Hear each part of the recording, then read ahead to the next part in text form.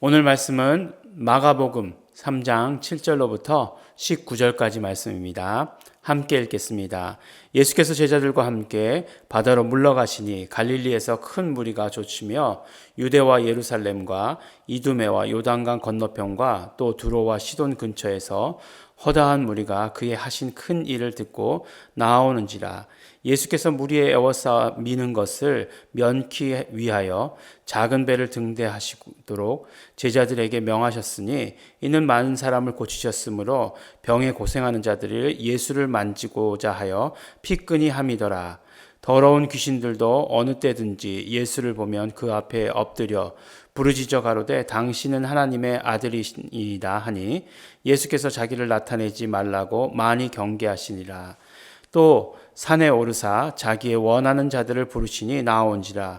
이에 12를 세우셨으니 이는 자기와 함께 있게 하시고 또 보내사 전도도 하며 귀신을 내어 쫓는 권세도 있게 하려 하심이로라.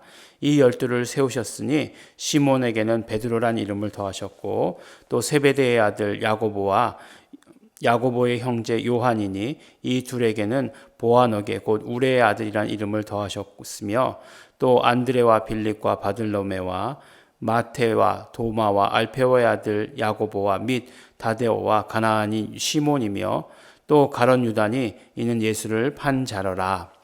아멘. 오늘 말씀을 보면 이제 예수님께서 이제 갈릴리 바닷가로 나가셨을 때에 많은 사람이 예수님께로 몰려왔다 이렇게 말씀합니다. 그러니까 수많은 무리들 노래 찬양 가사에도 있지 않습니까? 수많은 무리들 줄지어 그분을 보기 위해 따르네. 네, 딱 요 부분이죠. 정말 뭐 지명이 나오지 않습니까? 그러니까 예루살렘 그 유대 온 지방이라고 얘기하는 거죠. 이스라엘 그 온 지방에서부터 다 나왔다. 왜요? 바로 예수님께서 병자들을 치료하셨다라고 하는 그 소문이 났기 때문이죠. 그래서 정말 많이 몰려들었다고 이렇게 얘기합니다. 이슬람교는 특별히 그 해야 되는 일 중에 하나가 성지순례를 해야 되더라고요. 근데 그 성지가 그들의 성지가 어디입니까? 메카잖아요. 사우디아라비아의 메카. 네, 그들의 성지인데 그곳을 성지순례를 갔다 와야 되죠. 그래서 해마다 그 기간이 있죠. 그 기간이 되면은 뭐 사람들이 너무너무 많이 몰린다고 해요. 그럼 뒤에서부터 이렇게 막 밀려가가지고 어느 날은 뭐 어느 해에는 700명이 죽었다, 뭐 2,000명이 죽었다, 뭐 그러니까 이렇게 눌려서 깔려서 죽는 거죠. 뭐 그런 이야기들이 나오고 있습니다. 정말 그 이슬람의 신이 그것을 원하는 것일까? 그런 생각이 들 정도로 그렇습니다. 근데 예수님께서 아셨어요. 그러니까 그냥 사람들이 예수님 만지기만 해도 치료받으니까 막 예수님 만지고자 막 밀고 들어온 거죠. 그러니까 어떻게 됩니까? 예수님께서 배를 하나 준비시키신 거죠. 그래서 배를 타고 나가셔서 이 사람들을 향해서 이제 말씀을 전하시는 그런 일들을 하십니다. 그다음에 마가복음에 꼭 기록되어 있는 내용 뭐라고 말씀드렸죠? 예수님께서 오셔서 하신 일, 귀신들을 내어 쫓으신 일이라고 말씀드리지 않았습니까? 귀신들이 예수님을 보기만 하면 막 그냥 발작을 일으키는 거죠. 그래서 그 사람들로 하여금 넘어지게 하고 막 그냥 물에 빠지기도 하고 그러니까 예수님께서 이제 잠잠히 나가라 이렇게 얘기하시는 거예요. 잠잠히 나가라. 막 그냥 사람들은 모르는데 이 귀신들은 귀신같이 알아서 하나님의 아들이시다. 막 그냥 이렇게 소리 지르니까 잠잠히 나가라 이렇게 얘기합니다. 어쨌든 그렇게 많은 무리들이 예수님을 쫓았어요. 예수님을 보고자 했습니다. 예수님의 그 신기한 일들에 놀랐어요. 네. 근데 예수님께서 오늘 말씀을 보니까 그 밑에 이제 12 제자들을 부르시는 장면이 나옵니다. 근데 제자들을 왜 부르시는가? 제자들을 부르셨는데 그 목적이 첫 번째로 자기와 함께 있게 하시려고, 그 다음에 두 번째 또 보내사 전도도 하게 하시려고, 세 번째로 뭐라고 말씀하시냐면 귀신을 내어 쫓는 권세도 있게 하려 하심이라 이렇게 말씀하고 있습니다. 이것이 제자를 부르신 목적이에요. 이 모습을 보면서 우리는 무리일까요? 제자일까요? 네. 무리와 제자를 구분하는 기준은 뭘까요? 예수님께서 부르셨으면 제자고 예수님께서 부르시지 않고 그냥 나왔으면 무리다.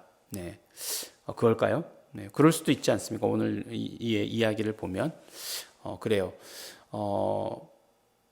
가만히 보면 내가 어떤 때는 무리 같았다가도 어떤 때는 제자 같기도 했다가 예, 어떤 때는 제자라고 얘기했다가 하는 행동을 보면 무리 같고 예, 멀리서 그냥 강 건너 불구경하듯 하는 그런 모습도 보지 않습니까?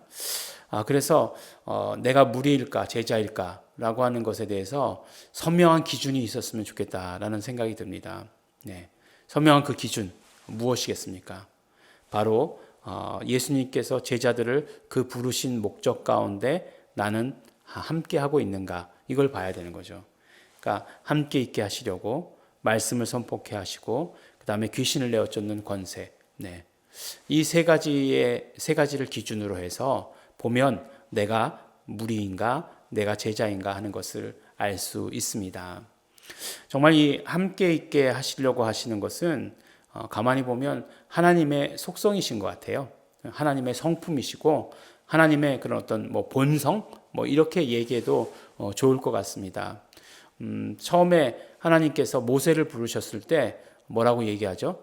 예후의 입마크, 내가 너와 함께 있겠다 이렇게 말씀하시지 않습니까? 그리고 모든 구약의 모든 인물들을 부르셨을 때 그 여호수아에게서도 똑같이 말씀하시지 않습니까? 두려워하는 여호수아에게 내가 너와 함께 하겠다. 정말 하나님께서 모든 것을 다 해주시겠다 이렇게 얘기하지 않으시고 하나님의 그 메시지는 언제나 내가 너와 함께 하겠다라고 하시는 그런 메시지 아니십니까? 그러니까 하나님께서는 하나님의 택한 사람들과 함께 하시는 것이 하나님의 성품이고 하나님의 본성이다 이렇게까지 얘기할 수 있는 것이에요. 더구나 하나님께서는 하나님의 이름을 가르쳐 주시면서 뭐라고 얘기하시냐면 내가 너희와 함께 있겠다.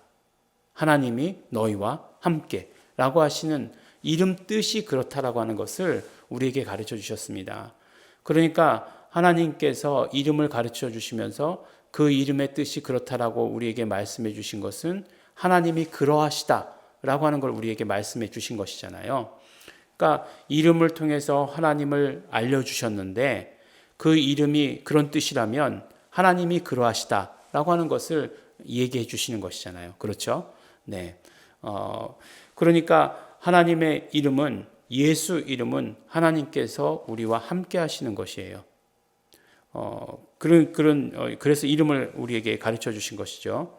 근데 마가복음에 보면 마가복음은 또 이제 16장 마지막 절에 보면 믿는 자들에게는 이런 표적이 따르니 너희가 내 이름으로 귀신을 쫓아내며 라고 하시는 그런 말씀이 있습니다. 그러니까 결국 귀신을 쫓아내는 권세를 주셨는데 어떻게 그 권세를 주셨는가? 구체적으로 제자들에게도 내 이름으로 이름을 가르쳐 주신 것이죠. 이름을 가르쳐 주신 것으로 말미암아 이 제자들에게 귀신을 내어 쫓는 권세를 주신 것이죠. 말씀을 선포케 하는 것, 이거는 너무나 당연한 것이겠죠. 그러면 이 세 가지를 아우를 수 있는 그 말씀이 무엇이냐면 예수님께서는 당신의 이름을 제자들에게 가르쳐 주신 것이에요. 그렇지 않습니까? 그러니까 사도행전에 보면 베드로와 요한이 성전 미문에 앉아 있던 그 안진뱅이를 일으킬 때에도 내가 가진 것이 없다. 은과 금은 내게 없거니와 내게 있는 것으로 내게 주노니 곧 나사렛 예수 이름으로 일어나 걸으라. 이렇게 말씀하지 않습니까? 그것이 갑자기 어디서 튀어나왔는가? 그렇지 않다는 거예요. 그렇지 않습니다. 바로 예수님께서 제자들을 훈련시키실 때 바로 내 이름으로라고 하는 것, 예수님의 이름을 가르쳐 주신 것이죠. 하나님의 이름을 가르쳐 주신 것이죠. 하나님의 이름을 주신 것이죠. 그러므로 말미암아 그들이 그런 권세들을 가지고 있을 수 있었던 것이죠. 금방 그렇게 예수님이 계시지 않는 상황 가운데에서도 예수 이름을 사용하는 그런 일들이 일어나게 된 것입니다. 제자들이 어떻게 갑자기 그렇게 그런 권능 있는 사람들로 바뀌었는가? 바로 물론 성령님께서 역사하신 것이지만 바로 예수 이름을 예수님께서 가르쳐 주셨기 때문이다. 제자들을 훈련시키시면서 제자들을 정말 함께 하시면서 그것을 몸소 가르쳐 주셨기 때문이다라고 이렇게 말할 수 있습니다. 그럼 제자가 누구냐? 예, 금방 어떤 이야기를 하려는지 알 수 있겠죠. 제자는 바로 예수 이름을 받은 자들이 예수님의 제자예요. 예수 이름을 가지고 있으면 예수님의 제자입니다. 그래서 우리가 제자입니까? 라고 하는 물음에 대해서 이 물음에 대해서 분명한 답이 무엇이냐면 내가 예수 이름을 가지고 있는가 아닌가. 그것이 우리에게 있어서 제자인가 아닌가의 아주 분명한 기준이 되는 것입니다. 내가 예수 이름을 가지고 있다. 그래서 내가 예수 이름을 부르고 예수 이름을 사용하고 예수 이름을 전한다. 그러면 나는 누구이겠습니까? 나는 제자입니다. 우리는 제자로 부름을 받았습니다. 그래서 제자로 부름을 받았기 때문에 예수님께서 우리와 함께 하기를 원하시고 또 귀신을 내어 쫓는 권세도 주시고 그리고 또 복음을 전하기를 원하시는 것입니다. 우리에게 예수 이름을 주신 분명한 목적이죠. 그러므로 제자인 우리는 예수 이름을 받았습니다. 어떻게 해야 됩니까? 예수 이름을 더욱 부르고 사용하고 전하는 이 세 가지가 제자의 해야 되는 일들이죠. 부를 때 하나님의 함께 하심을 경험하고 그 다음에 정말 그 사용할 때에 귀신들을 쫓아내고 전할 때에 정말 그 복음이 전해지는 그런 역사가 우리에게 일어나야 합니다. 특별히 우리 예일중앙교회 성도들 제자 공동체입니다. 우리 모두 다 제자로 부르심을 받았습니다. 적어도 우리 아침에 이 새벽 예배 영상을 보시는 분들은 제자로 부르심을 받은 사람들입니다. 더 분명하죠. 예수 이름을 받았다라고 하는 것. 그러므로 예수 이름을 사용하시는 부르시는 우리 성도 여러분들 되시기를 예수 이름으로 또한 축원합니다. 우리 기도하실 때에 결단하시기 바랍니다. 더욱더 예수 이름을 사랑하는 자 되겠습니다. 우리 결단하시면서 또 회개하시면서 우리 함께 기도하시겠습니다.